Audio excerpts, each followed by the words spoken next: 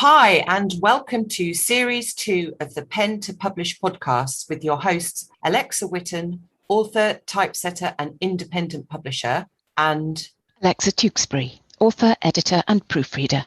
Hi there, and welcome to Series 2, Episode 2. We're going to be talking about editing and the various levels.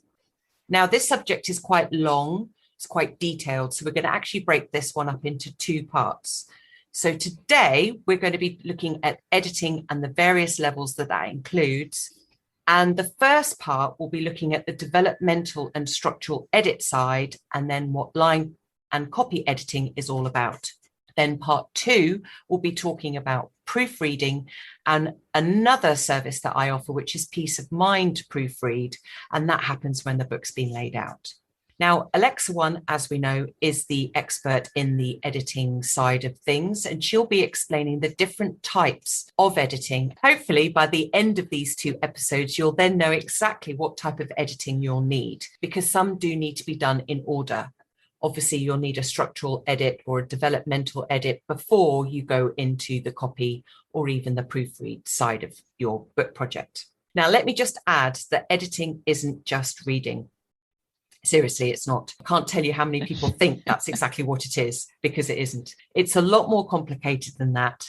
And I know that these two episodes will hopefully answer all the common questions when it comes to that stage of the writing project.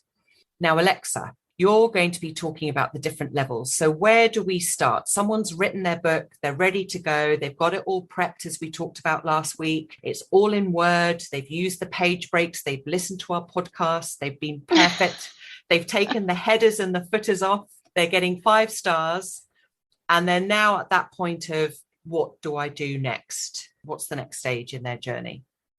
Okay, now editors talk a lot about levels of editing for your book. And I think that's a really good way to think about the editing process. Once your writing is done, you want editors who will work with you on your book at these different levels.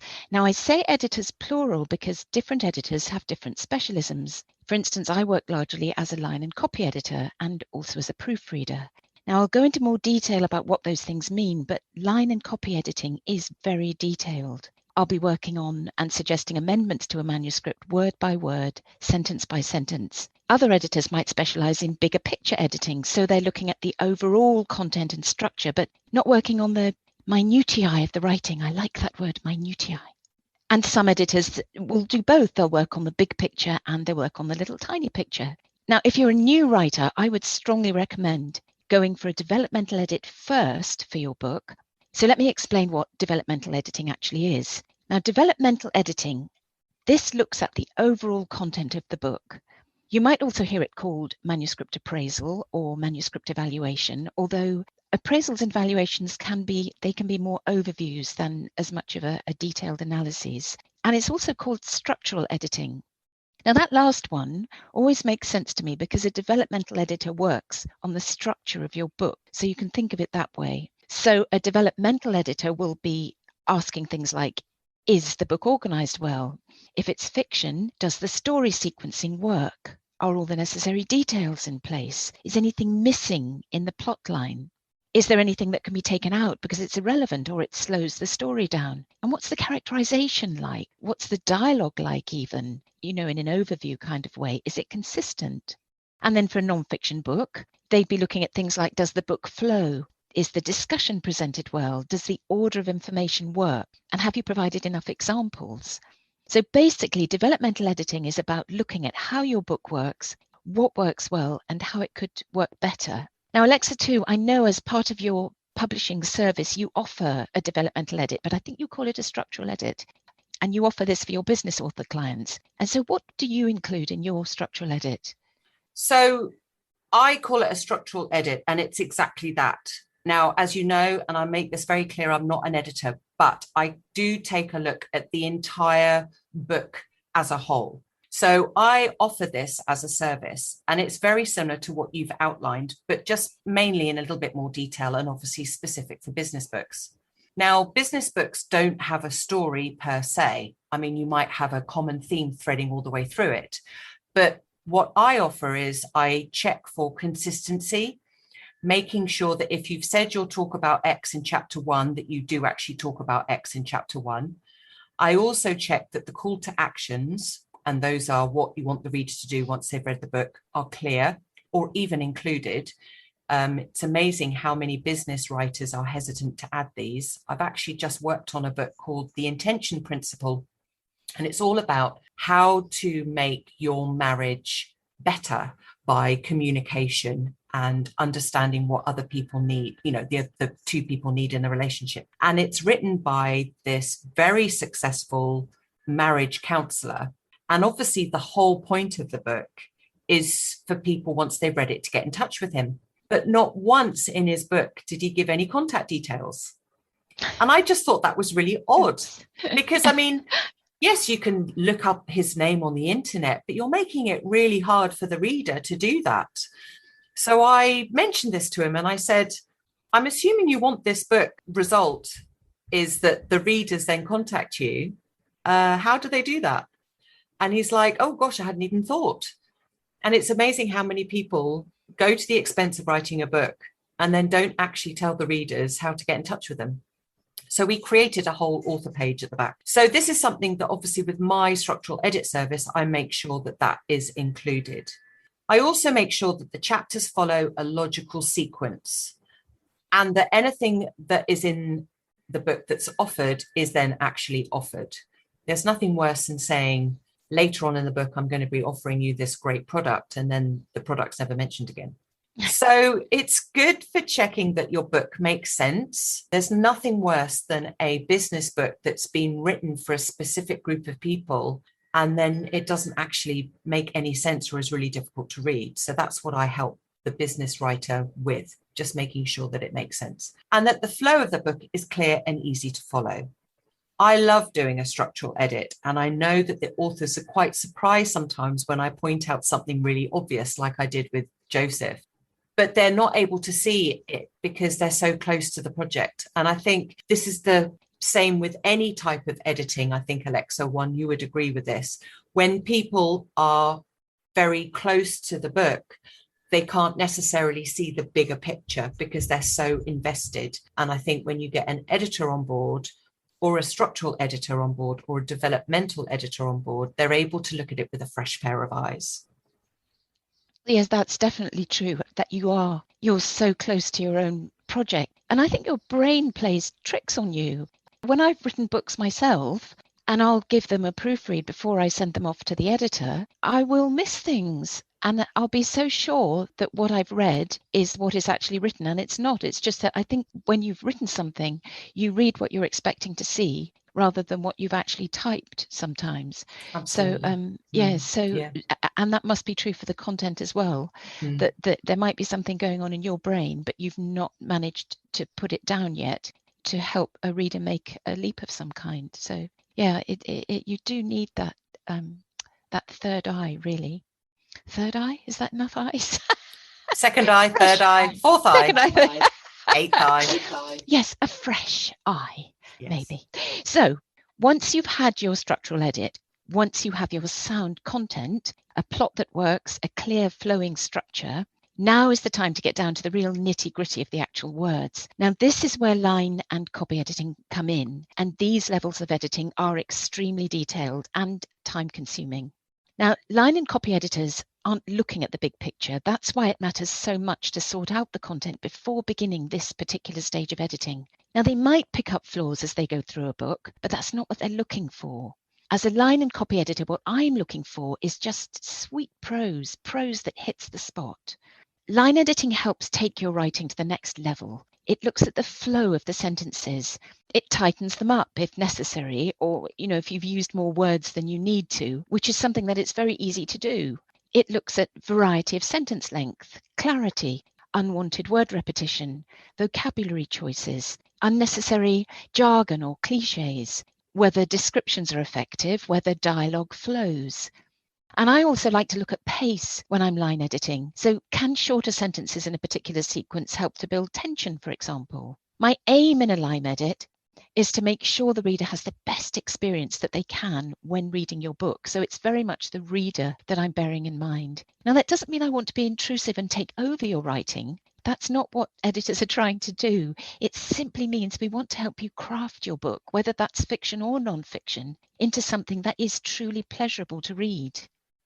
I mean, you've hit the nail on the head with cliches. How many books do you read with tired, worn out cliches? And I think when you've got someone else looking at it, they can point that out and say, do you really need this? You know, that the one cliche that I read in many books is deafening silence. I mean, how many times do people have deafening silence? I would say get rid altogether. The other thing that I really like my authors to do, and this is for business books as well, but to use contractions. This is where you put two words together, like instead of writing it is, you write it. We've spoke about this in previous episodes, but it just makes the writing so easy to read. Now, we're going to be talking about style guides in another episode, and this is where you would put in your style guide, what styles of writing you want to see in your book to make sure that they're consistent. But things, especially in conversation, I think contractions are really important, but I'm getting a little bit off topic. The next thing we're going to be talking about is, obviously you mentioned sentence length, and I think that is really important. What would you say is the key for sentence length then? I think one of the areas where it's particularly important is in children's books. When I receive a children's book from a new author, very often I'll find that the sentences are too long for the younger age groups they're written for, and they really need breaking up. Children will get lost in a very long sentence. Length can vary, so you can have longer sentences and shorter sentences, and that makes it more interesting for the reader. But keeping sentences generally quite succinct will really help keep young readers engaged. And line editing is invaluable for that. Even with adult books, just having that variety of sentence length, it engages the reader much better. If you've got a lot of long sentences, it can become a bit like, walking through treacle. Yeah.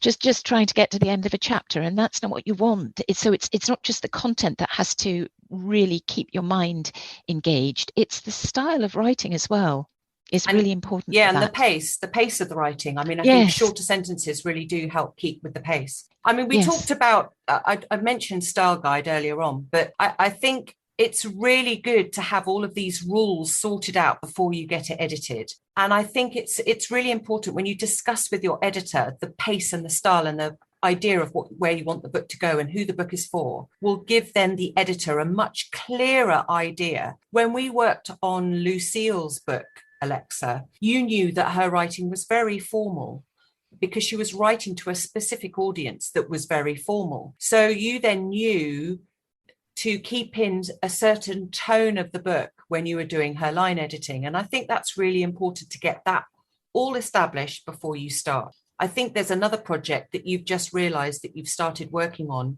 that actually they've skipped the structural edit part. And actually that's what the book really requires. So sometimes that's what's going to happen. An editor might come back to you and go, do you know what? I've actually started reading the book and chapter 1 and 2 don't really follow on with chapter 3. So maybe you need to take a look at what this book actually needs. But we're going to be talking about finding the best fit and what to expect in another episode. So we'll be discussing all of this before you get to this stage. Right. So we've talked about your developmental, your structural edit, followed by your line edit. Now, copy editing is the next step in the process. Very often copy editing and line editing will go together because copy editing is about looking out for grammar, spelling and punctuation mistakes and checking that any information included, so in a non-fiction book, say where you've included quotes from other authors, just checking that the quotes are accurate. Like line editing, it is detailed, it is nitty-gritty work, but it just helps to provide that polish to lift your writing up to a professional level. Now, I mentioned that my specialism is line and copy editing, and you will find that quite a lot of editors do combine those two aspects of editing because there is that link there. You're already going into it in great detail. So you can be picking up spelling and punctuation things at the same time, as well as, checking cross-references and things. I mean, it's also quite interesting when I've worked on a book where they had a whole load of quotes within the book, but they had no author of the quotes. Just like, we need to have authors assigned to these quotes or referencing. I mean, that's a different genre. Referencing is a different skill set altogether with referencing, but it's really important to have those correctly edited as well. And also that probably should be discussed in your style guide to know what kind of referencing you then need to be doing. Yes, because some people like references at the end, some people like footnotes. So you would need to make all that clear at your editing stage. Exactly. So we've looked at in this episode the two basic first parts of the editing process. So we've looked at the developmental and the structural edit, which is done right at the beginning. And then we've briefly looked at the line and the copy editing, which is what Alexa's specialism is. And she really likes to get her eyes onto your work and then to work out how the best way of making your book sing off the page. Now, next week, we're going to be talking a little bit about the proofreading process and the peace of mind reading process. Really, your book needs actually all of these stages. I don't think I would ever recommend a book that skips any of these, but some seasoned authors might find that they only actually require a proofread. Happens very rarely because most people lead a line and copy edit, but we'll be talking about what proofreading means in the next episode. So hopefully you've learned a little bit more about the 3 levels of editing today, which is the structural, developmental edit, the line edit and the copy edit. Have you got anything else to add to what we've just spoken about? I don't think I have. I would much prefer to do a line and copy edit after a developmental edit, after I know that the content is sound. That it can be quite disheartening when you start a line and copy edit that the author is very sure is ready for that stage and you realize it's going to take a really, really long time. Because it needs more help, really. It's hard at the line edit stage to really be discussing content with the author, although you can pick up plot flaws. I know there's a cost involved, but going through all the stages is helpful. I think you just need as much support as possible. Yeah, no, I agree. Definitely. Especially if people have come to me having not done the coaching side of things, like the book that I mentioned earlier, Joseph. He hadn't come to me through coaching, but he did come to me obviously once the book was written. We then very much established the fact that he was missing this vital bit of information of how people get in touch with him. You know, that was quite important, I would have said. Speaking of vital information, we keep forgetting to say, please subscribe and rate our podcast. We would be delighted to get your feedback and your subscriptions. So yes. Thank you. Yes, no, please do some reviews. We'd love to hear them and they all helps with the rankings. Okay, so that's us for today. Next week, we're going to be talking about part 2, which is the proofreading and the peace of mind reading. But for now, it's a goodbye from me. And goodbye from me. Bye-bye. Bye-bye.